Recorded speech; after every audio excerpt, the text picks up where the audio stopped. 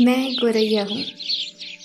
जी हाँ, सही पहचाना, मैं वही गोरैया हूँ जो कभी आपके बगीचे और घर के अगल-बगल घोंसला बनाया करती थी। मैं वही गोरैया हूँ जो आपके खेत खलियान आंगन में चहका करती थी।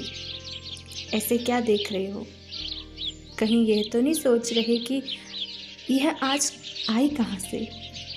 घबराओ नहीं, मैं आपसे घर का हिस्सा मांगने नहीं आई हूँ, ना ही आपके आंगन में दाना चुगने आई हूँ। मैं तो बस वापस जाने को आई हूँ, तो सोचा जाते जाते दिल की बात कह दूँ।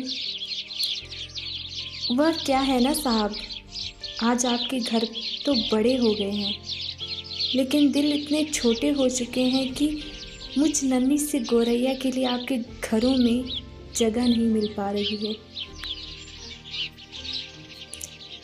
मैं भूली नहीं हूँ साहब, कैसे भूल सकती हूँ कि आपने इस नए आधुनिक घरों में किस तरह तिनका जोड़ कर बनाए मेरे घोंसले को आपने बाहर फेंक दिया था, और जीते जी बच्चों को अपनी आंखों के सामने प्राण जाते देखना, इसका एहसास आपको तब होगा जब आप पर गुजरेगी।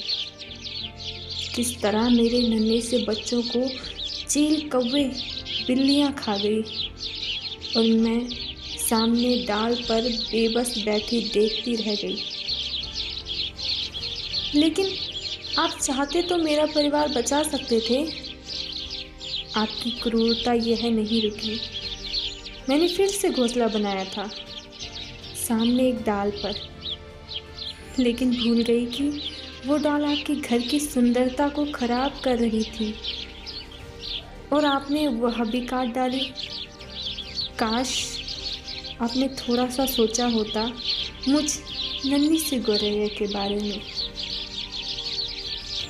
आज मैं आश्रय के लिए दर दर भटक रही हूँ, लेकिन आपने अपनी अनावश्यक ज़रूरत के लिए मेरा गला घोंट दिया। आपने मोबाइल फ़ोन का जब से इस्तेमाल करना शुरू किया, तब से मेरा वंश ही खतरे में आ गया। शायद कुछ और साल